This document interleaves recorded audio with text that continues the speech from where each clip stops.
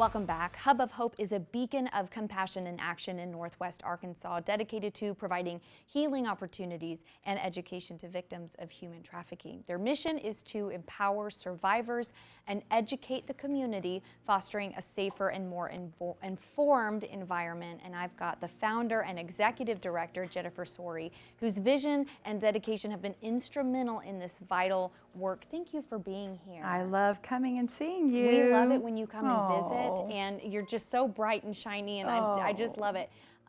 Let's talk about, when did you establish Hub of Hope, and what was the inspiration behind it? Yes, I love that question, and I know we only have a little bit of time, and so I will try to make it really short. I know and sweet. that's a big question. Because I'm so passionate about this. Yes. So I'm actually a Northwest Arkansas native. I call myself a unicorn. You don't know many of us. You don't see many of us. So I love the community that I'm in. When did I ever imagine that human trafficking was happening here? I didn't hear those words until 2011, human trafficking. And it took me on really a journey of finding out more about what that was all about, and looked at more of an international perspective. And then I just thought, is this happening here? Do we have this bubble over us that protects us?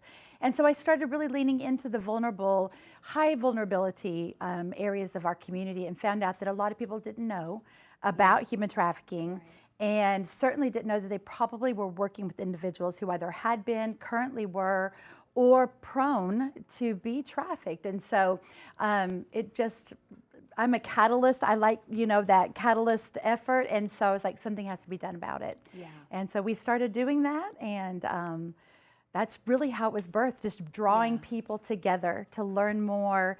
And at our first meeting, 50 people showed up. So I thought, this is actually something that is worth putting our time and effort into. Absolutely. And then meeting survivors. Yes. Yes. Now, on your website, and I'm gonna make sure I say it right, the first thing you see when you go to the website is improving the response to human trafficking. Can you expand on that, and what does that look like, improving the response? Yes, yes. So if you can imagine that we live in a community where this is happening, but you don't just walk out the door and see it. Right. And so the very first step, and how we started, was raising awareness. So what is human trafficking? It is the commercial trade of a human being for something of profit or value. So spreading that awareness, and then being able to reach into the community to say, you might be working with some, you are working with some, and all those really high vulnerability areas, to be able to train and to create those really great collaborative partners to then reach survivors. Because many survivors don't even know that they are a, quote, victim of this crime. And that's what stood out to me last year when we did the Stand In for Hope, and hearing the stories of those survivors. And like you said, they didn't even realize it. Let's talk about prevention. And there's so many questions I want to ask, and I know I have to keep it short, but let's talk about education and prevention. How can people better educate themselves? Yes, yes.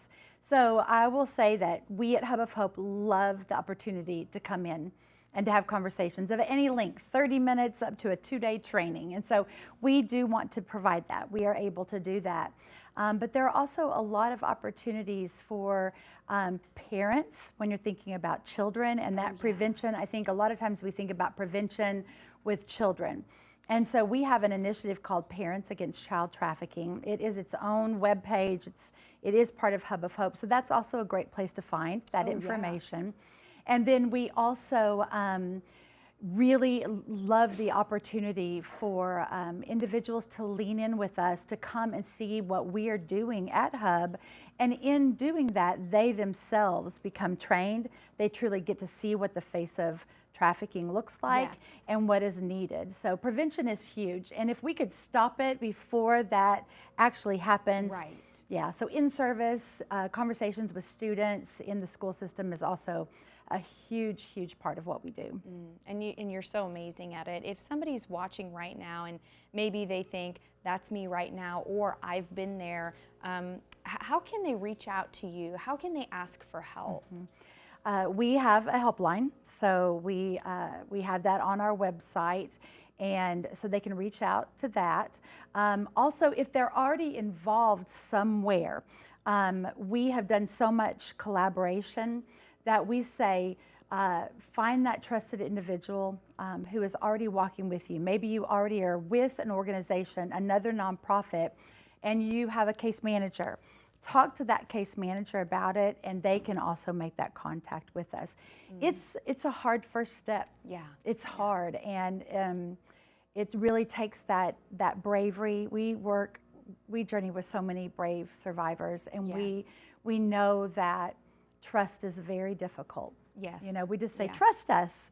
Well, they have lived a lived experience of thinking they could trust someone, and then that not actually being the Right. case. Right. And so find the trusted individual, contact our helpline. We would love, love, love to visit with you. Awesome. And you have the Standing for Hope fundraiser happening this coming spring, so we're going to have you back on to Yes. talk about that. So thank you so much for being here with me today. Thank you, Mackenzie. And we're so excited you're going to be back with us in April. I am. I I know,